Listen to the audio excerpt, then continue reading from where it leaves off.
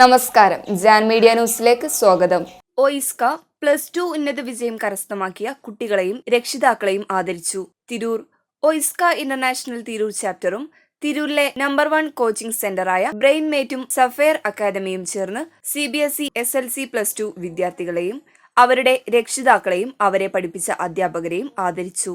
OISCA international Tirur chapter president KK Abdul Razak ഹാജിയുടെ അധ്യക്ഷതയിൽ Tirur sub inspector of police Shijo C Thankachan കുട്ടികൾക്കും രക്ഷിതാക്കൾക്കും സർട്ടിഫിക്കറ്റും മെഡലും കൊടുത്തുകൊണ്ട് പരിപാടി ഉദ്ഘാടനം ചെയ്തു.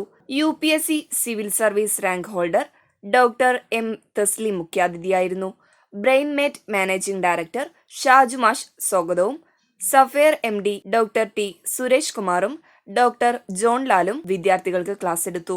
ഒയിസ്ക സെക്രട്ടറി ഷമീർ കളത്തിങ്ങൽ, വഞ്ഞേരി പത്മിനി ഘോഷ്, മുന്താസ് ഷമീർ എന്നിവർ പ്രസംഗിച്ചു.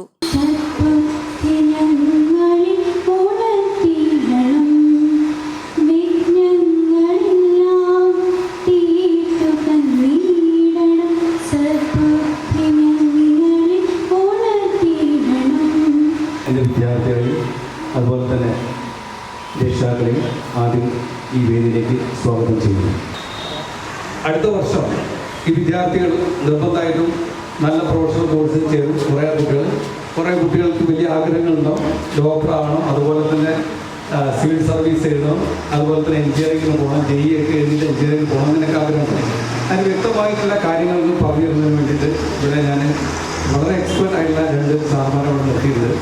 ആ സാർമാരെ സെപ്പർ എൻട്രൻസ് കോച്ചിങ് സെൻറ്ററിലെ ഫിസിക്സ് അധ്യാപകരും അതുപോലെ തന്നെ അതിൻ്റെ CEO ആയിട്ടുള്ള നമ്മുടെ സുരേഷ് കുമാർ സാറാണ്. സാറെ വ്യക്തമായ രീതിയിൽ നിങ്ങൾക്ക് ഇനിയുള്ള ഭാവിയെ പറ്റിയത്. ഒയിസ്ക എന്ന് പറഞ്ഞാൽ നിങ്ങൾക്ക് അറിയുമെന്ന് അറിയില്ല. ഒയിസ്ക എന്ന് പറഞ്ഞാൽ organisation of industrial spiritual advancement ആണ് ഫുൾ പേര്. ജപ്പാൻ ആസ്ഥാനമാക്കിയിട്ടുള്ള ലോകത്തിലെ തന്നെ ഏറ്റവും വലിയ പരിസ്ഥിതി സംഘടനയാണ്. അത് നമ്മുടെ പരിസ്ഥിതിയോടൊപ്പം തന്നെ എഡ്യൂക്കേഷൻ മേഖലയിലും ആരോഗ്യ രംഗത്തും സാമൂഹ്യ രംഗത്തും ഒട്ടനവധി സാമൂഹ്യമായിട്ടുള്ള പരിപാടികൾ, ജനങ്ങൾക്ക് ഉപകാരപ്രദമാകുന്ന പരിപാടികൾ സംഘടിപ്പിച്ചിട്ടുണ്ട്. ഇപ്പോൾ ഈ അടുത്ത കാലത്ത് വരെ, കൊറോണയുടെ മുമ്പ് കാലത്ത് വരെ ഞങ്ങൾ ഓൾ കേരള ബേസിൽ ഒരു എക്സാം ടോപ്പ് ടീം എന്ന് പറയുന്ന ഒരു എക്സാം സംഘടിപ്പിക്കും. എല്ലാ വർഷവും ഞങ്ങൾ സംഘടിപ്പിക്കാറുണ്ട്. അതിൽ കേരളത്തിൽ നിന്ന് ഉന്നത വിജയം കരസ്ഥമാക്കിയ ഒരു ആൺകുട്ടിക്കും പെൺകുട്ടിക്കും ജപ്പാനിൽ പോയി പഠിക്കാൻ, +2 കഴിഞ്ഞ കുട്ടികൾക്ക് ജപ്പാനിൽ പോയി പഠിക്കാനുള്ള അവസരങ്ങൾ ഞങ്ങൾ ഇതിൽ ഒരുക്കി കൊടുത്തിട്ടുണ്ട്. കുട്ടികൾ ആദരിക്കപ്പെടുമ്പോൾ നമുക്കുണ്ടാകുന്ന ഇൻസ്പിറേഷനെ കുറിച്ചൊക്കെ നല്ല ധാരണയുണ്ട്. അതുകൊണ്ട് നിങ്ങൾ ആദരിക്കപ്പെടുന്ന ചടങ്ങിൽ പങ്കെടുക്കാൻ സാധിച്ചതിൽ വളരെയധികം സന്തോഷമുണ്ട്. ഒരുപാടൊന്നും പറയുന്നില്ല. നിങ്ങൾ ആഗ്രഹിക്കുന്ന മേഖലകളിലേക്ക് എത്തപ്പെടാൻ നിങ്ങൾക്ക് സാധിക്കട്ടെ. നിങ്ങൾ ഈ +2 പഠനത്തിന് ശേഷം ഇന്ന കോഴ്സാണ് ഏറ്റവും നല്ലത് അങ്ങനെയൊന്നുമില്ല. നിങ്ങൾ ഏതാണ് പഠിക്കുന്നത് ആ പഠിക്കുന്നതിൽ നിങ്ങൾ എക്സലൻ്റ് ആവുക എന്നുള്ളതാണ് കാര്യം. ഒരു കോഴ്സും ഒരു നല്ല കോഴ്സ് മറ്റൊരു മോശം കോഴ്സ് അങ്ങനെയില്ല. ഏത് കോഴ്സിലാണ് പഠിക്കുന്നത് ആ കോഴ്സിൽ നമ്മൾ പഠിക്കുന്ന വിഷയത്തിൽ നമ്മൾ എക്സലൻ്റ് ആയാൽ ആ ഒരു മേഖലയിൽ നമുക്ക് നല്ല ജോലിയും നല്ല കരിയറും ഉണ്ടാക്കാനായിട്ട് സാധിക്കും. അതാണ് എൻ്റെ അനുഭവം. അപ്പം ആ രീതിയിൽ എത്തപ്പെടാൻ എല്ലാവർക്കും സാധിക്കട്ടെ എന്ന് ആശംസിച്ചുകൊണ്ട് ഈ ഒരു പരിപാടി ഔപചാരികമായി ഉദ്ഘാടനം ചെയ്തെന്ന് അറിയിച്ചുകൊണ്ട് കൊടുക്കുന്നു. 10 years where you place yourself, ആ ഒരു ഡിസിഷൻ മേക്കിംഗ് പ്രോസസ്സ് ഇനി അല്ലെങ്കിൽ ഓൾറെഡി നിങ്ങൾ ഡിസൈഡ് ചെയ്തിട്ടുണ്ടാവും.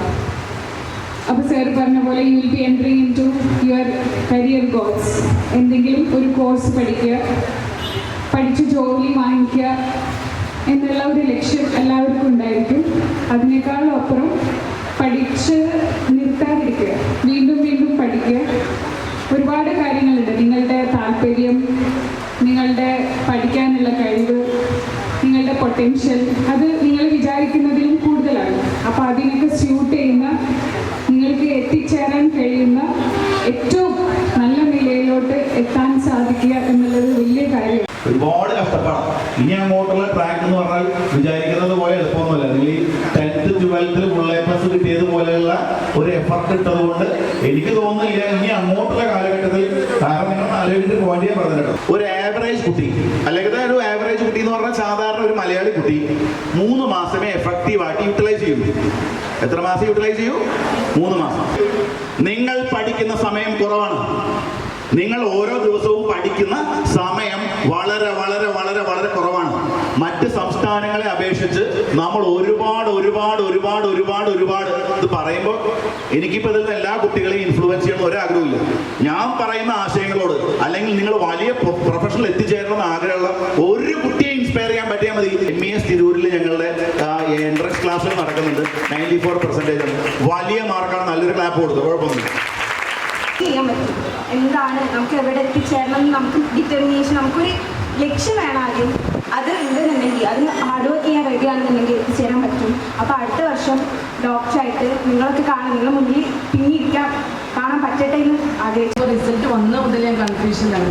എനിക്ക് എവിടെ ചേർക്കാന്നുള്ളൊരു വൃത്തം കിട്ടിയില്ല. കാരണം ഇപ്പോൾ പാലവല്ലിൻ്റെയാണ് ഇപ്പോൾ അങ്ങനെ നമ്മൾ സെറ്റ് ചെയ്ത് കൊണ്ടിരുന്നത്. പക്ഷേ ഇന്നിപ്പോൾ സാറിൻ്റെ ഈ ഒരു ക്ലാസ് കേട്ടപ്പോൾ ഞാൻ ശരിക്കും സഫേദത്തിന് അഡ്മിഷൻ എടുക്കുന്നത്. പിന്നെ വേറൊരു കാര്യം, MES ഇതുപോലെ സാർ 2 വർഷം മുന്നേ മോൾ MES പഠിച്ചിരുന്നത് തിരൂർ MES. അപ്പോൾ സാർ അന്ന് ഇതുപോലെ ക്ലാസ് പറഞ്ഞിരുന്നു. അന്ന് ഞാൻ തീരുമാനം എടുത്തായിരുന്നു അവിടെ ചേർക്കുന്നത്. പക്ഷെ മോള് പറഞ്ഞ് CBSE അല്ലേ, രണ്ടും കൂടെ ഒരുമിച്ച് കൊണ്ടുപോകാൻ പാടാന്ന് പറഞ്ഞിട്ടാണ് പിന്മാറിയത്. 11th പഠിക്കുമ്പോഴാണ് ടീം MES വരുന്നത്. അങ്ങനെ വെറുതെ ക്ലാസ് അറ്റൻഡ് ചെയ്യാമെന്ന് വിചാരിച്ചിട്ടാണ് ഞാൻ പോയത്. അങ്ങനെ അവിടെ പോയി. എന്റെ പേരൻസ് ആരും എന്നോട് പറഞ്ഞിട്ടില്ല എൻട്രൻസിന് പോകണമെന്നുണ്ട്. ജോൺലാൽ സാറും PSK സാറൊക്കെ ഞാൻ പറയുമ്പോൾ കുറച്ച് ഇൻസ്പിറേഷൻ തോന്നി ഞാൻ പോയി ജോയിൻ ചെയ്തതായിരുന്നു. പക്ഷെ അതിപ്പോട് പറഞ്ഞ വിദ്യാർത്ഥി അടിച്ചിട്ട് കാര്യമില്ല, ഇനി എന്താ ചെയ്യേണ്ടതെന്നാണ് ഞാൻ നോക്കേണ്ടത്. പക്ഷെ ഞാൻ UPSC എഴുതാനാണ് എനിക്ക് ആഗ്രഹം. ചെറുപ്പം മുതലേ IAS എന്ന് കേട്ടിട്ട് എനിക്ക് IAS മാത്രമേ അറിയുള്ളൂ. അല്ല, കളക്ടർ എന്നാണ് ആദ്യമായിട്ട് എനിക്ക് അറിയുന്നത്. അപ്പോൾ ഈ UPSC പറ്റിയും പ്രിലിമിനറി, മെയിൻസ്, ഇന്റർവ്യൂ അതിനെ പറ്റിയൊന്നും അറിയില്ലായിരുന്നു. സാറാണ് എനിക്ക് ഇതിനെ പറ്റിയുള്ള എല്ലാം പറഞ്ഞു തന്നത്. യഹിയാനോട് സാറാണ്. അദ്ദേഹത്തിന് ഞങ്ങൾക്ക് 4 പരിപാടികളുണ്ട് മലപ്പുറം ജില്ലയിൽ മാത്രം. എന്തായാലും അത് മലപ്പുറത്തെ പ്രോഗ്രാം ക്ലാപ്പ് കൊടുക്കണം. 10th അച്ചീവ്മെന്റ് ഇല്ലാണ്, സൂപ്പറാണ്. പക്ഷേ +2-നും ഇതേ അച്ചീവ്മെന്റ് വേണം. കഴിഞ്ഞ വർഷം കേരളത്തിലെ എല്ലാ സ്കൂളുകളിലും ഞങ്ങൾ പോയി പറഞ്ഞു, പിള്ളേരാരും അത് അപ്ലൈ ചെയ്തിട്ട് അവർക്ക് അടുത്തുള്ള കോളേജുകളിൽ വേണം. നിങ്ങൾ ഇന്ത്യയിലെ ബെസ്റ്റ് ക്യാമ്പസിൽ ചേരണം. സെൻട്രൽ യൂണിവേഴ്സിറ്റി ഏതാണ്ട് 300 ഏക്കർ ക്യാമ്പസാണ്, വളരെ ബെസ്റ്റാണ്. രണ്ടാമത് നിങ്ങൾ എഴുതേണ്ടത് ഡൊമൈൻ സബ്ജക്റ്റ്. ഹിസ്റ്ററി ആണോ, എക്കണോമിക്സ് ആണോ, അല്ല നിങ്ങൾക്ക് പൊളിറ്റിക്കൽ സയൻസ് ആണോ, ഏതാണോ നിങ്ങളുടെ സബ്ജക്റ്റ്, അതാണ് ഡൊമൈൻ സബ്ജക്റ്റ്. ബയോടെക്നോളജി എടുക്കാം, നിങ്ങൾക്ക് ബയോഫിസിക്സ് എടുക്കാം, ബയോ കെമിസ്ട്രി എടുക്കാം, ബയോ മാത്തമാറ്റിക്സ് എടുക്കാം, ബയോ സ്റ്റാറ്റിക്സ്, എന്താ വേണ്ടിയത് അത് നിങ്ങൾക്ക് എടുക്കാം. കറക്റ്റ്ലി സയൻസ് ബാക്ക്ഗ്രൗണ്ടിൽ നിന്ന് വന്ന സ്റ്റുഡൻസിനാണ്.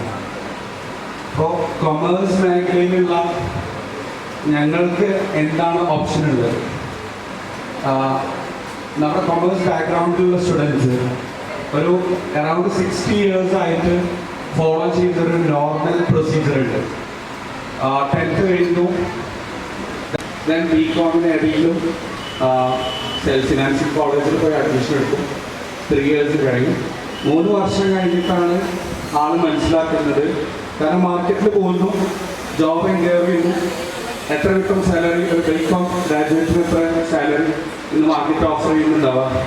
Media news Tirur. മുയൽ വാഴുമിടം, പണം വാരുമിടം, Ashiyana rabbit farm. Ashiyana rabbit farm municipal സ്റ്റേഡിയത്തിന് മുൻവശം, Thazhepalam, Tirur, Malappuram. Phone 049424290205. Mobile 9895297205. Website www.ashiyanarabbitfarm.com. Email office@ashiyanarabbitfarm.com.